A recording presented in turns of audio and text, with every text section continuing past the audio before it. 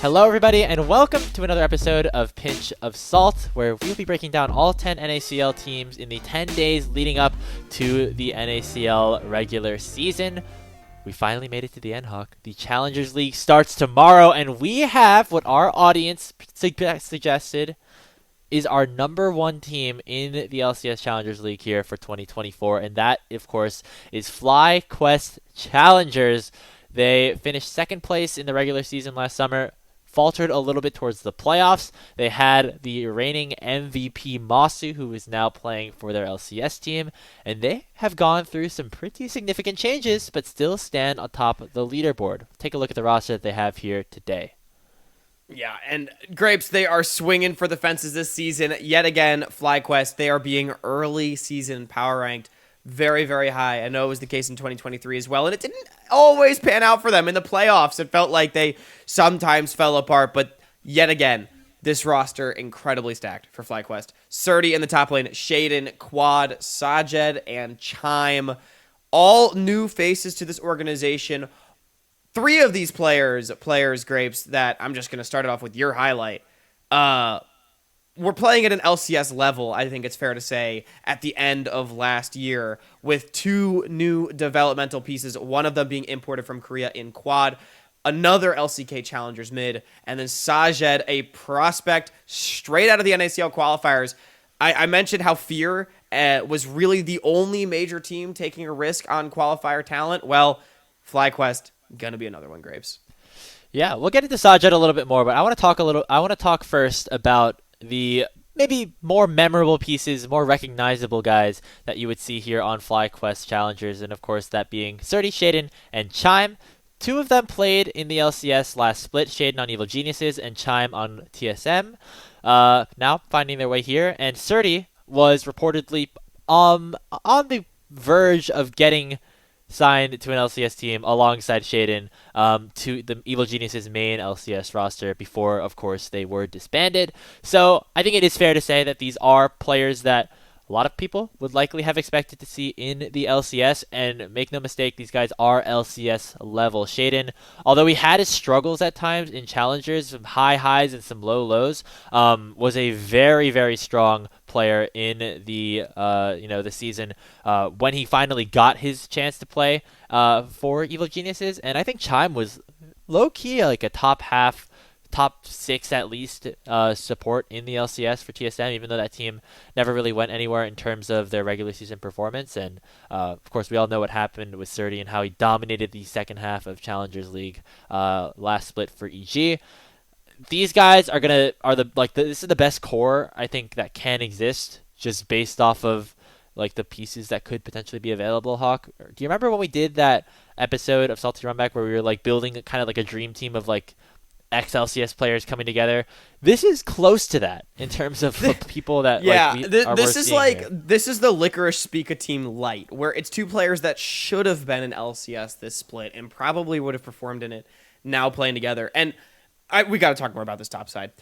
Surdy and Shaden, are just both so incredibly good. Both of them are going to be contesting for best in role. I think Surdy versus Tenacity, Shaden against the likes of Keel and Kenvi. I mean, there is going to be competition for best jungler, best top laner in the LCS or in the Challengers League. And FlyQuest, their top side, are going to have a very strong claim towards that. They are going to be looking to play through these lanes, and especially if Quad does have the mechanics that I have heard that this player has. I have heard good things about Quad so far in the offseason. I mean, the top side of FlyQuest is going to be brutally, brutally punishing just from a pure mechanical perspective, Grapes.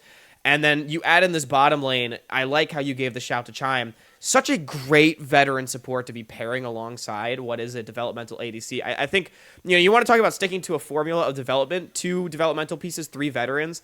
I just feel like FlyQuest Challengers has knocked it out of the park with this team. Yeah, the thing is, their more veteran pieces are people that we still think have really big opportunities to grow. Like one of the veterans, quote unquote, you're talking about is Shaden, who is only like in his second or third year in LC or in academy. So this is somebody that we are still expecting to take some big leaps and are looking forward to watching a little bit more. And yeah, I think that we saw a little bit of this Surdy Shaden duo. Like it was a weird situation where as soon as like Yeah. Surdy stepped in, Shaden kind of stepped out and was brought Armeo back in. So we haven't seen too much of these two players specifically playing together, but given how good they were, kind of at their respective positions, I mean, very much to be excited. A lot to be excited about, I should say. Yeah, I mean, I this top side, they're going to be so good. Surdy, again, we know what he was able to do on this team, and both these players, I think, are going to want to put their claim up for LCS, not just for 2025, but for summer for each of them. But Grapes, I do want to talk a little bit as well about, this team has a great formula for success. They have the veterans, they have the developmental pieces. I think everyone on this roster is exciting. But for as excited as we are about it, there are going to be growing pains for this roster. I think similar to the conversation we had about Team Liquid Challengers, there's going to be a growing pain period where, Sajid, for as good as I do think this player is, like, he has a lot of potential. Similarly to Masu Graves, I think it's fair to say that we both did not personally have him at the top of either of our boards as far as NACL qualifiers AD carries. Clearly, FlyQuest sees something in this player. I have heard that Sajed, sees things that not other players do. He has the intangibles to be great, but some of those tangibles haven't quite caught up to that yet, right? So there's going to be growing pains for this player as far as laning in these really, really good bot lanes against these really good bot lanes in the Challengers League. Quad coming into this team, how can he translate his mechanics to team play and making sure that he's performing on stage as well? Surdy and Shaden making sure that they're able to work together and balance what are both two carry-oriented players, right? Like, FlyQuest, they have a lot of pieces, and if they can come together, I think they might have the most exciting roster in Challengers. But it's going to take some work. It's going to take good coaching. It's going to take good teamwork, and it's going to take some time to get there. I said this last episode with Team Liquid, but unlike some of the other teams that that are slightly below FlyQuest in this power ranking that we brought up, like DSG and Supernova, some question marks do exist, and of course the same one here as they are for Team Liquid with a LCKCL mid laner coming in with Quad.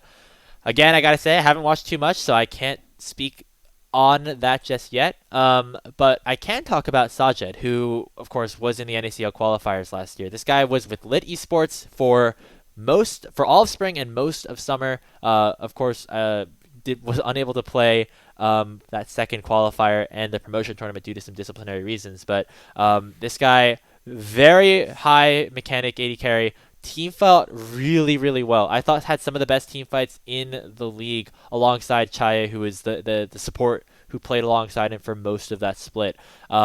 This guy was very, very exciting to watch. Was able to pop off on champions like the Zeri and Jinx a lot of the time. But as you said, I think a big concern was the laning phase where they did fall behind quite a bit. And that was okay on Lit, where they had Dragoon, Kisno, and Messages, who were a very strong topside. It was not as okay for Sajed in the spring split when they had other pieces that were a little bit more raw, like Conveying and Munchie and Livacious. So I think it's a brilliant situation to set Sajed up here, where you have that really strong topside, and you have a veteran like Chime to ease you along the laning phase.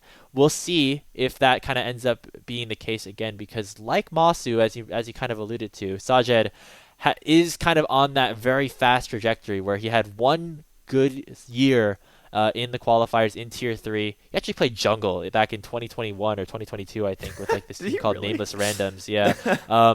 But this was his first real year playing qualifiers, and now quickly making his way into the NACL. And if it's anything like his predecessor, if things go well for him, I think there is LCS potential for this guy.